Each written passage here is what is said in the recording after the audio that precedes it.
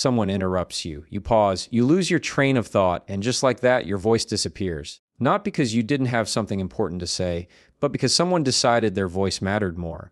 And here's what most people do in that moment. They either go quiet or they get loud. Both are mistakes, because when someone interrupts you, it's not about talking over them, it's about teaching them how to treat you. Let me show you how. Interrupting is not an accident. Most people like to believe it is, because that makes it easier to tolerate. We tell ourselves the other person is just excited, or they forgot, or they didn't mean to.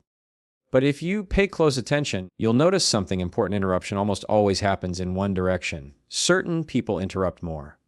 Certain people get interrupted more. That pattern alone tells you this isn't random.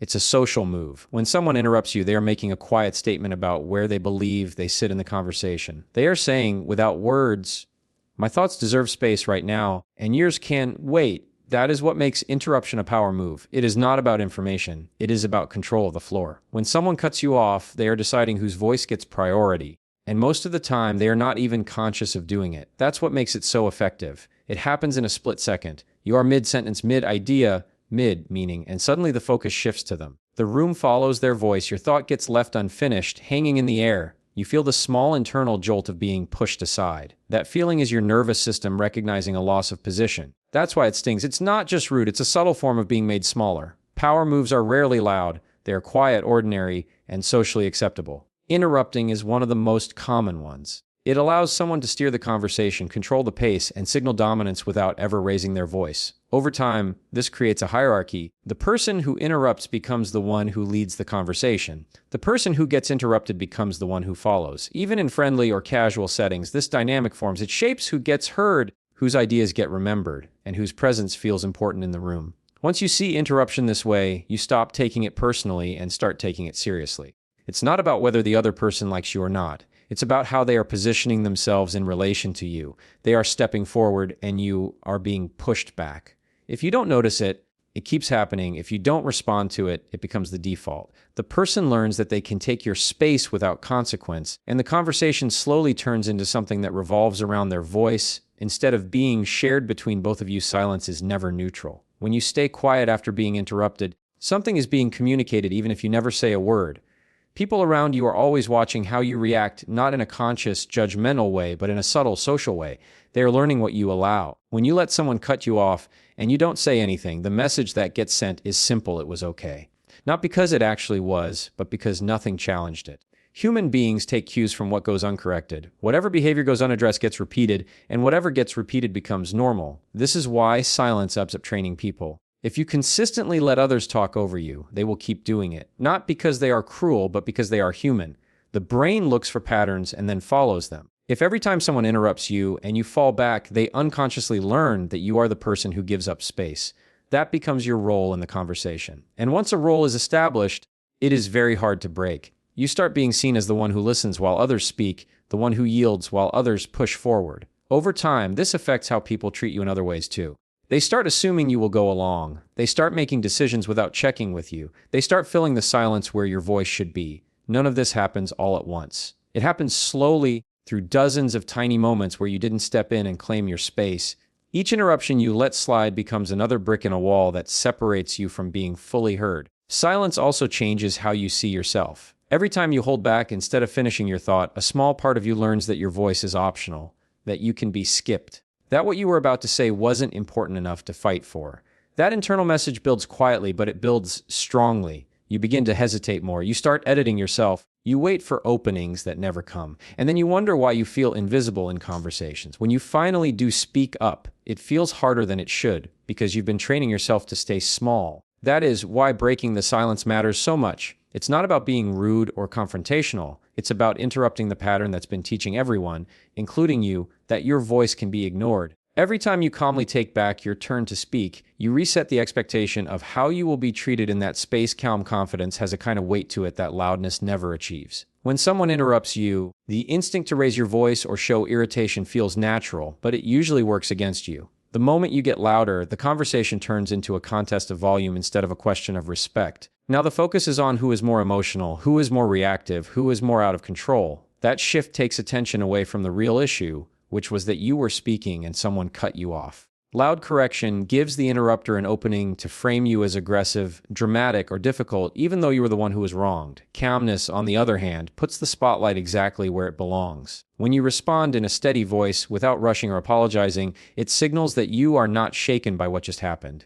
You are grounded. You are not fighting for attention. You are claiming what is already yours. This kind of response feels different in the room. People tend to lean in rather than pull away. They sense that you are in control of yourself, and that creates a subtle authority. Authority does not come from force, it comes from certainty. When you correct someone calmly, it also removes their ability to escalate. There is nothing to argue with when you simply state a fact. You were talking. You are still talking. There is no insult to react to, no emotional spike to match. The interrupter is left with only one option, which is to either let you continue or to look openly disrespectful. Most people choose the first because social pressure works in favor of calm clarity. It makes the other person feel slightly off balance because they expected either submission or conflict, and they got neither. Calm confidence also protects your own nervous system. When you don't spike into anger or panic, your thinking stays clear. You don't lose your words. You don't forget what you were saying. You stay present in your body, and that allows you to finish your thought with the same strength you started it. That continuity is powerful. It shows that you were not derailed. You were not knocked off course. You simply paused long enough to reset the boundary and then move forward. Over time, people begin to recognize this energy. They notice that interrupting you doesn't work the way it does with others. It doesn't silence you, and it doesn't provoke you. It just leads to you calmly continuing. That teaches them that cutting you off is ineffective, and ineffective behaviors usually fade. The respect that grows out of this is not forced, it is earned through consistency and composure, and that is why it lasts. The idea that you need permission to finish what you are saying is one of the quietest ways people give away their power. In conversations, many of us have been taught to be polite, to be agreeable, to make sure everyone feels comfortable. But somewhere along the way, that lesson got twisted into something harmful. It taught us that when someone steps into our sentence, we should step out of it. We pause, we wait, we look at them, and we silently ask if we are allowed to continue. That moment of waiting may seem small, but it sends a very clear signal about who owns the space. When you stop speaking just because someone else started, you are acting as if the conversation belongs to them. You are treating their interruption like a higher priority than your thought. That creates a hierarchy, even if you never meant to. Over time, the people around you begin to assume that if they jump in, you will move aside. Not because they are bad people, but because you have shown them that you will. The pattern gets reinforced, and soon it feels normal for your voice to be paused or cut short. Finishing your thought without asking for permission changes that entire dynamic. It is not rude. It is not aggressive. It is simply continuing what you were already doing. You were speaking. You still have something to say. You do not owe anyone a pause just because they decided to start talking. When you keep going in a steady, calm way, you are showing that your ideas have weight and continuity. You are not waiting to be granted space. You are occupying it. There is a quiet confidence in not breaking your flow. It communicates that you expect to be heard, not as a demand, but as a natural part of being in the conversation. People feel that expectation even if you never say it out loud. They sense that you are not unsure of your right to speak. That alone often causes them to pull back and let you continue because social interactions are guided by subtle cues more than by explicit rules. This also changes how you feel about yourself. Each time you finish a thought without shrinking, you reinforce the belief that your voice matters. You don't rush. You don't trail off. You don't abandon your idea halfway through. You carry it to the end. That builds an internal sense of stability. You stop feeling like you are constantly being pushed aside, and you start feeling anchored in your own presence. The more you do this, the more natural it becomes, until speaking fully no longer feels like something you have to earn, but something you simply do. Short responses have a kind of sharpness to them that long explanations never achieve. When someone interrupts you, the instinct for many people is to over-explain. They start justifying why they were talking, why their point matters, why they deserve to finish. But the moment you begin explaining, you have already shifted into a weaker position. You are acting as if your right to speak needs to be defended, as if it is something that can be debated. That opens the door for the other person to question, argue, or dismiss you. Long responses create space for conflict. Short responses close it. A brief, clear statement does not give the interrupter anything to push against. There is nothing to twist, nothing to challenge, nothing to misunderstand. When you say something simple and direct, it lands with more force than a paragraph ever could. It cuts through the noise and brings the focus back to what actually happened. You were speaking. You were interrupted. You are continuing. That is the entire story, and it does not require a long explanation to be true. There is also a psychological effect at work. When someone hears a short, confident response, their brain registers certainty. Certainty feels solid. It feels non-negotiable. Even if they don't agree with you, they sense that you are not unsure. That often causes them to back down because arguing with certainty is much harder than arguing with doubt. Doubt invites debate. Clarity shuts it down. Short responses also protect you emotionally. The more you talk, the more likely you are to slip into defensiveness, frustration, or self-doubt. You may start rambling, repeating yourself, or softening your words. That weakens your presence. A few well-chosen words keep you grounded. They allow you to state your boundary and then return to what you were saying without getting pulled into a side battle. This is why the strongest communicators sound almost simple. They don't stack sentence on top of sentence. They don't try to convince. They state. They don't plead. They proceed. That simplicity feels powerful because it reflects an inner belief that their voice does not need to be justified. It just needs to be heard. When you use short responses, you also make it easier for others to follow what is happening. Everyone in the room understands immediately what is going on. There is no confusion. There is no awkward tension. There is just a quick reset of the speaking order. That clarity keeps the conversation moving without turning it into a conflict.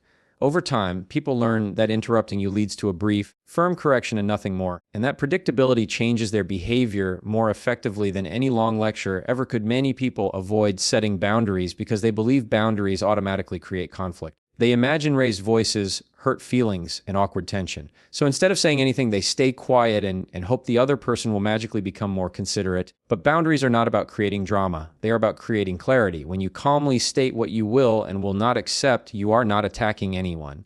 You are simply defining the shape of the interaction. Without that shape, conversations become messy, and people step on each other without even realizing it. Anger is not what makes a boundary real. Consistency is. You can speak softly and still be firm. You can be kind and still be clear. When you respond to an interruption with a calm, steady line, you are drawing a line without making it a fight. You are not accusing the other person of being rude or disrespectful. You are just stating what is happening and what needs to change. That makes it much easier for the other person to adjust without feeling defensive. When boundaries are delivered with anger, the other person focuses on your tone instead of your message. They may feel attacked and start protecting themselves rather than listening. But when boundaries are delivered with calmness, the message has room to land. The person can actually hear what you are saying. They can see that you are not trying to dominate them. You are trying to have a fair exchange. That difference matters more than most people realize. Calm boundaries also change the energy in the room. Instead of tension rising, things often settle. There is a sense that someone is quietly taking responsibility for how the conversation flows. That creates a subtle leadership. People feel safer when someone is willing to gently guide the interaction because it prevents chaos and confusion.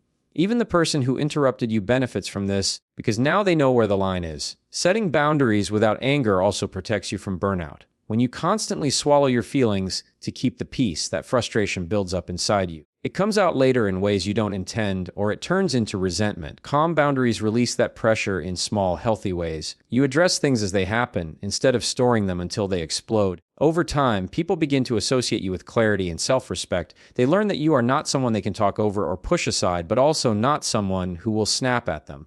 That combination is powerful. It creates respect without fear, it creates cooperation without submission, and it allows you to stay true to yourself without turning every conversation into a battle for control. Respect is not something that appears because people are kind or well-intentioned. It is something that forms through repetition. Every interaction you have teaches the people around you what to expect from you. When you speak up after being interrupted, you are not just correcting that one moment. You are shaping how future moments will go. You are showing that your voice has weight and that it does not disappear just because someone else decided to talk. When you do this once, it might feel awkward. When you do it again, it starts to feel normal. When you do it consistently, it becomes who you are in that space. Most people treat others based on what they get away with.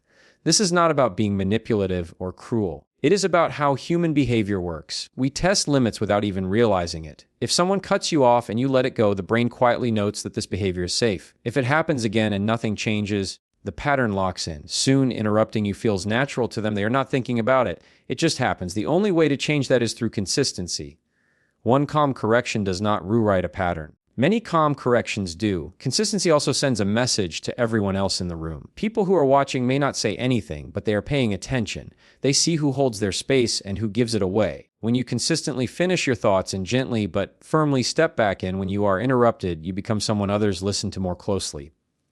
Not because you demand it, but because you demonstrate it. Your presence becomes steady, predictable, trustworthy. This kind of respect is very different from the kind that comes from fear or authority. It is not about people being afraid to cross you. It is about people knowing where the line is and choosing to stay on the right side of it. That makes interaction smoother. It removes a lot of the small tensions that come from unclear roles. Everyone knows how to engage with you. There is also an internal side to this. When you are consistent with yourself, you start to feel more grounded. You don't wonder whether you should have spoken up. You don't replay conversations in your head thinking about what you wish you had said. You know that you showed up for yourself in the moment. That builds self-trust. And when you trust yourself, you show up with more confidence, which only reinforces the respect you receive. Over time, this cycle strengthens itself. You speak up calmly. People adjust. You feel more solid. Your voice becomes a stable part of the conversation, and that stability is what makes respect stick rather than fade. After a single interaction, every room has a tone, and that tone is not set by the loudest person, but by the one who knows who they are while they speak.